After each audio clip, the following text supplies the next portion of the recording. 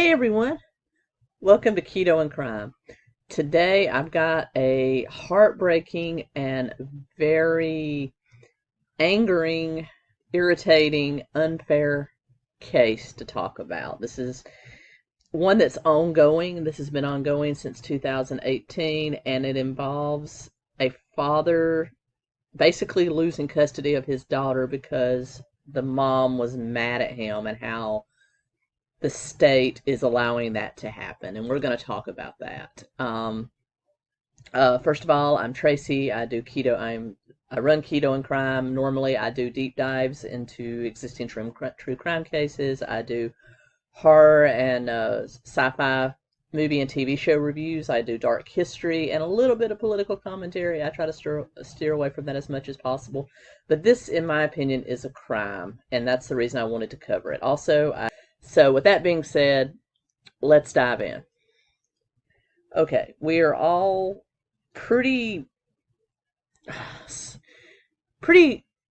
used to stories about deadbeat parents, particularly deadbeat fathers and things of that nature. Now, one thing I have learned in 48 years of life on this planet is that no one is a monolith.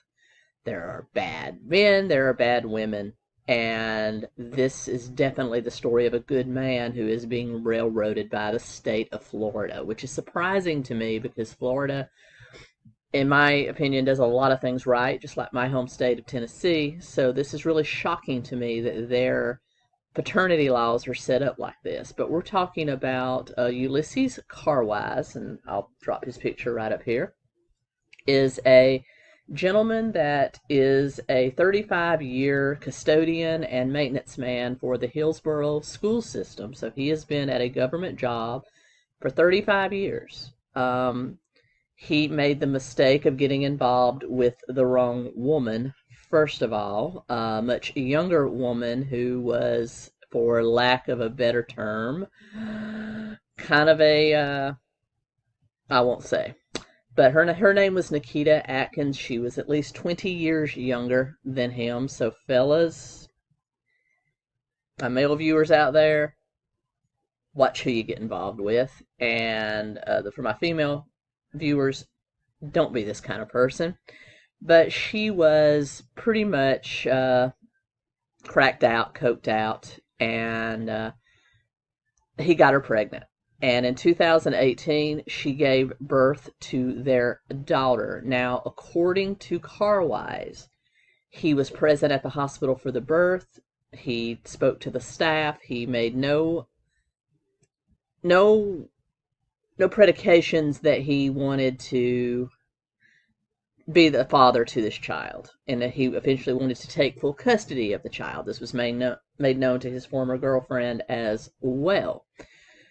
But evidently, the girlfriend was angry at him for something, and she made this known to him when he had gone to work and then come back to visit the baby, and the baby was gone. He asked her, "Hey, where's the baby?" And she said, "Well, I gave it up for adoption because I was angry with you." Who does that?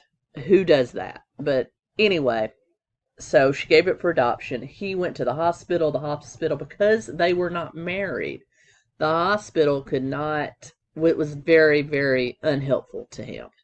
He finally reached out to the Florida Department of Children and Families and the Florida Health Department and was told that according to an old statute on the Florida books, and Ron DeSantis, you need to get to work on this, change this. If parents aren't married, the only way that a father can prove that he is the father of that child and have parental rights established, because evidently this woman did not put his name on the birth certificate either. That was another thing. So if you want to be known as the child's father, make sure your name is on the birth certificate. That's another flaw. But basically the statute says that you have to basically put your name on a registry with the Florida Division of Public Health saying you're the father, and that has to be accompanied by a DNA test to prove that you're the father. So he filled out that registry. This is all like now, a week after this child has been taken from the mother to be placed into the adoption system. Those balls are already rolling. And so he fills it out. He gets a paternity test. it's 99.5% accurate that it is his child, and so he thinks it's done. So he then goes back to the Florida Department of Children and Families wanting to get custody of his daughter. Now, bear in mind, he has a 26-year-old daughter that he raised as a single dad, too. So, Ulysses, your partner picker is way off. You evidently migrate to a certain type of woman. I would rethink that. If you're going to continue dating, rethink that. Don't go for the same kinds of women, because that's what you're doing. I'll leave it to channels like Strong Successful Male to, educate men on that, but I agree with him on a lot of stuff. But anyway,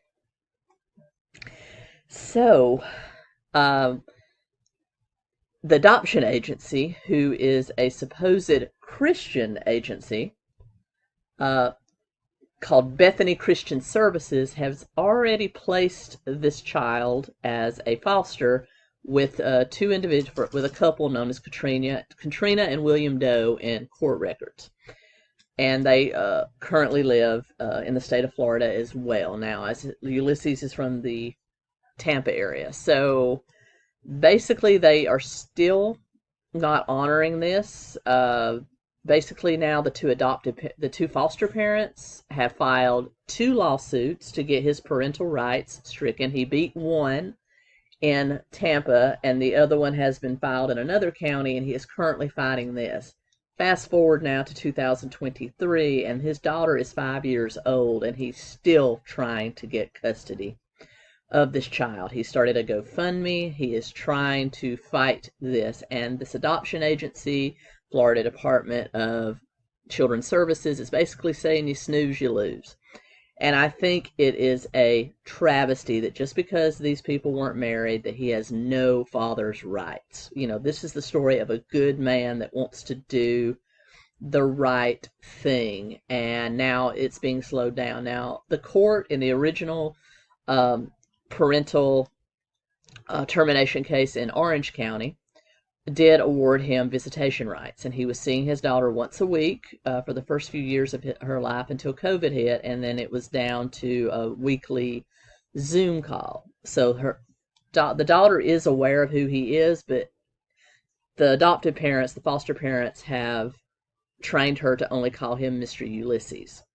So he knows his daughter, he has a relationship with his daughter, but she only knows him as a family friend. And he is still fighting. He said he has thought several times about just letting it go. She's used to the parents, but he wants his daughter. And I can't blame him. I don't think this man is doing this to, hurt this family, because I don't blame the foster family either. I think they're complacent because they understand this law, but they probably are an infertile couple that want a child, and so I can't really call them evil either.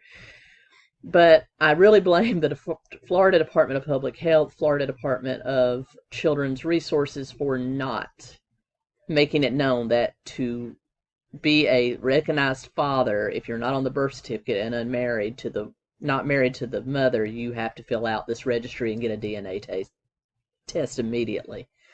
And also, it's money. Bethany Christian Services, because this child is still technically a foster, pending the outcome of the second lawsuit, they're getting a big check from the state of Florida. So I can't say that it's not money driven either. But this case is ongoing. I will continue to report on it. My heart goes out to Mr. Carwise.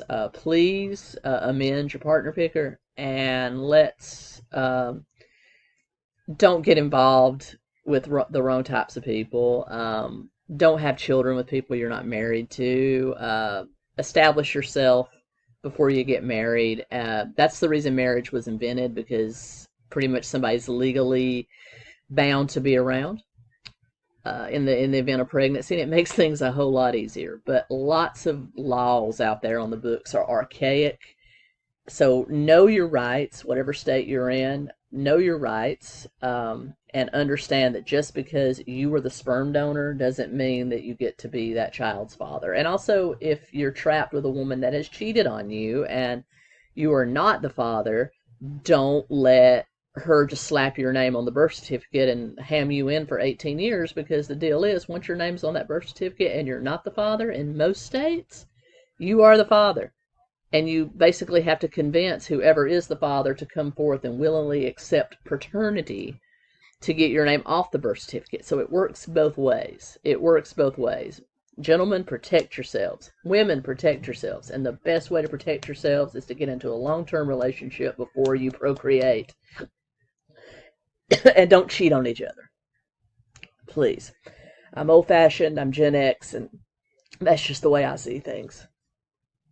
But in any case, I will keep you informed on how this case progresses and send out your good thoughts, your prayers, whatever, to Mr. Carwise.